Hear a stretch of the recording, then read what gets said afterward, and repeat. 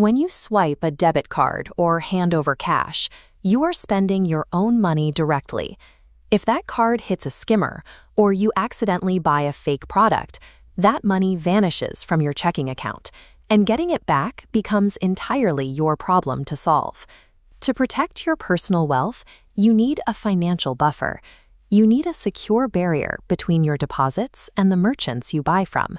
A credit card provides exactly that.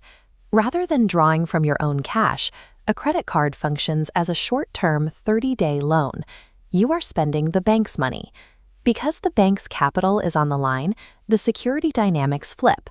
If a thief steals your credit card numbers, they are stealing institutional funds.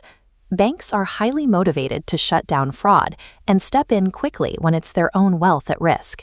Financial institutions don't grant access to their capital to just anyone. To use this buffer, you have to prove your reliability through data. This gauge shows the credit score spectrum, the system used to quantify your reliability. Dropping below 580 marks you as a high-risk failure.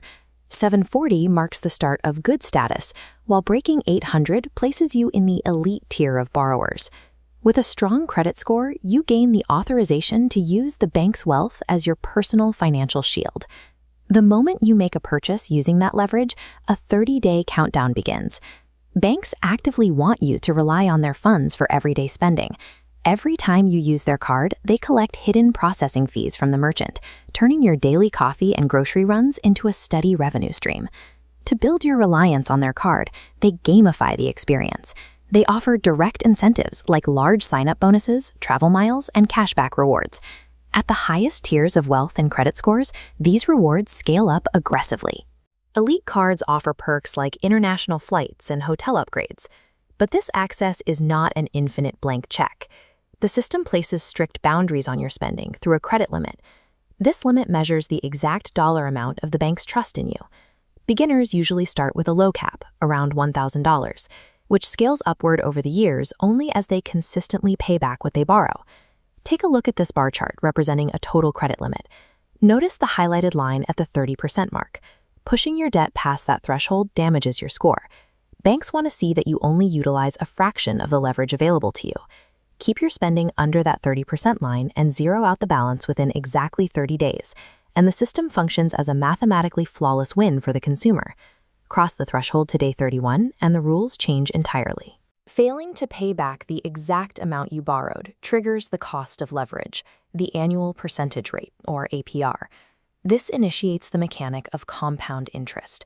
It is not a flat one-time late fee. It is a percentage charged against a continuously growing pile of debt, recalculating every single day. This line graph illustrates the trap. Starting at $100, missing a payment triggers a 2% penalty, raising the debt to $102. Month 2's 2% charge is calculated against the new $102 total, reaching $104.04. By month 3, it hits $106.12. The debt mathematically accelerates. The bank will offer a convenient option to keep you comfortable, the minimum payment. But paying only the minimum ensures that the majority of your cash goes toward paying off that newly generated interest, leaving the original debt largely untouched. Interest isn't the only hazard designed to bleed a user's wallet. You have to navigate setup fees, massive late penalties, annual cardholder charges, and foreign transaction costs. Surviving the system requires strict rules of self-defense. Always review the APR before signing up. Select rewards that actually match your real-world spending habits, and rigorously track your expenses to ensure you never exceed your actual monthly income. The ultimate rule is automation. Set your financial accounts to pay the bill in full every single month, guaranteeing the debt is erased before the grace period expires. Using a credit card effectively provides a layer of institutional security and meaningful rewards. But this system only works in your favor if you maintain the discipline to avoid the daily compounding trap.